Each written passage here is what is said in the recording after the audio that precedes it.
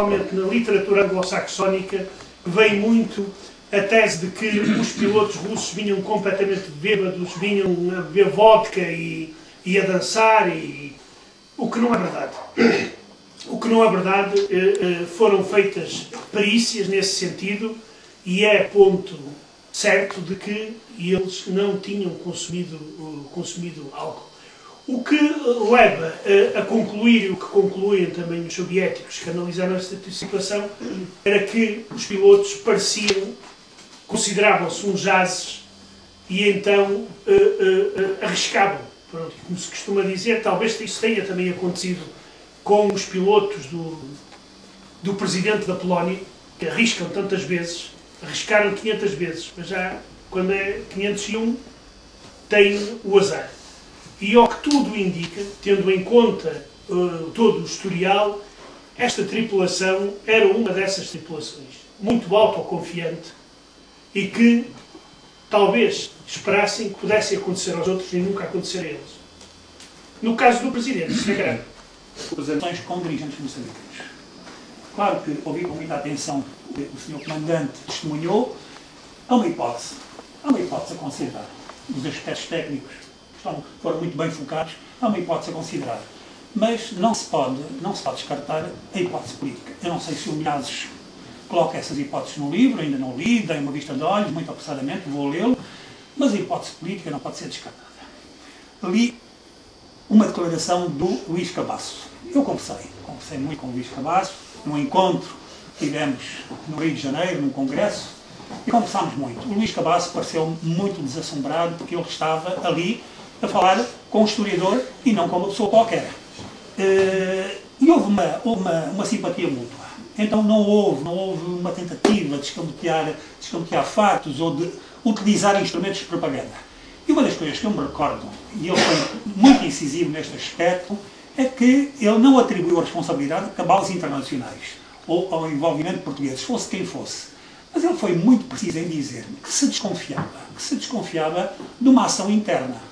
Ele até apontou nomes, eu não vou citar aqui pessoas do topo da hierarquia do poder do Estado e do poder do partido. E ele apontou nomes, foi muito preciso em apontar nomes. Então, o que eu quero dizer, e é esta dúvida, é um desafio para o Milhazes, que a hipótese política também seja analisada, porque havia lutas internas. Não havia com a mesma intensidade com que acontecia em Angola, já com fraturas declaradas. Sim, Carlos, aqui é uma questão, vendo como tudo decorreu,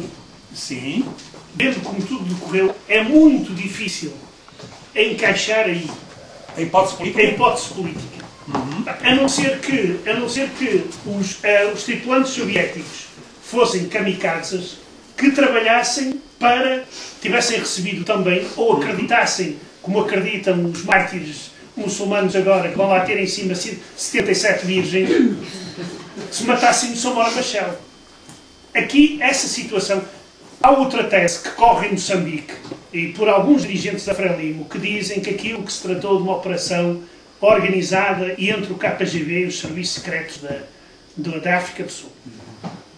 Quer dizer, é o que eu digo, nem sempre a teoria da conspiração é interessante para fazer ginástica aos miolos. Eu não estou querendo explorar uma perspectiva assim. Sim, mas é que neste caso, e foi por isso que eu escrevi o livro, é que estão ali as provas de que o avião caiu por irresponsabilidade da tripulação.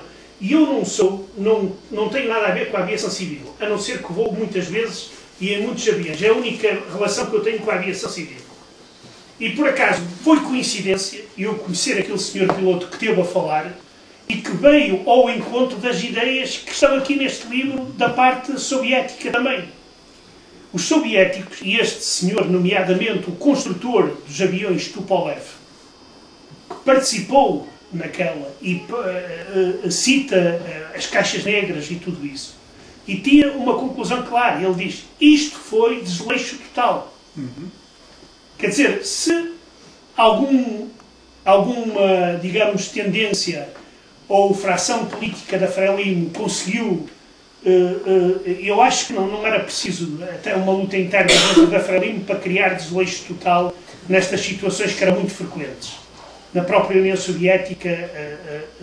Vocês podem imaginar, por exemplo, quando o secretário-geral do Partido Comunista, do Partido Operário da Hungria, tinha que voar de Moscovo para Budapeste. No aeroporto mandam 2 aviões que iam no ar, metem-nos no mesmo corredor e morre a equipa de futebol do Parque da Rora e toda do outro avião civil. Ou seja, quer dizer, uma coisa absolutamente incrível em que 2 aviões chocam de frente. E que muitas das vezes é o desleixo total. A catástrofe de Chernobyl é também outro exemplo de desorganização e desleixo do próprio sistema.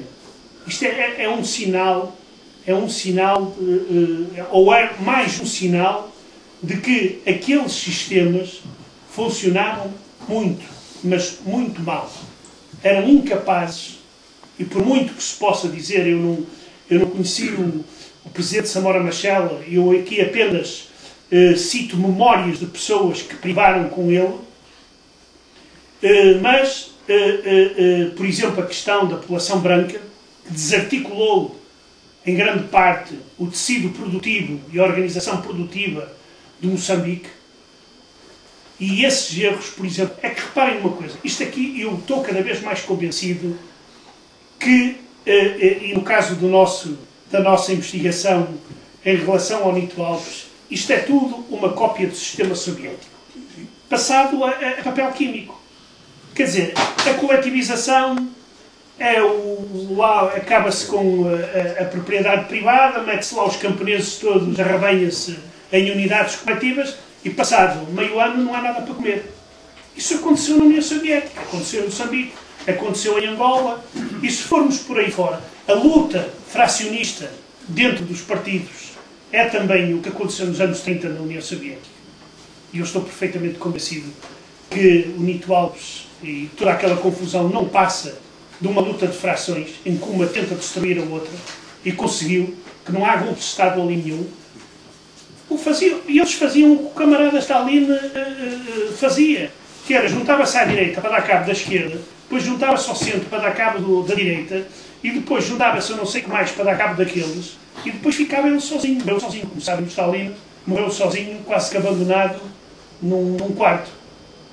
E é esta, digamos, transposição do comunismo científico e que levou a muitas dessas tragédias que aconteceram nos países, não só nos países da expressão portuguesa, mas em muitos outros. As experiências são muito decalcadas da realidade soviética. Talvez porque estudaram por aqueles livros que eu estudei também. Nós tínhamos uma disciplina que se chamava comunismo científico e tínhamos outra que se chamava ateísmo científico. Agora imaginem qual é a discussão de estar a provar se Deus existe ou não. Quer dizer, há uns que se dedicam a isso, há outros que não. Mas é uma coisa interessante, os professores de ateísmo científico na Rússia hoje são professores de quê? De religião e moral.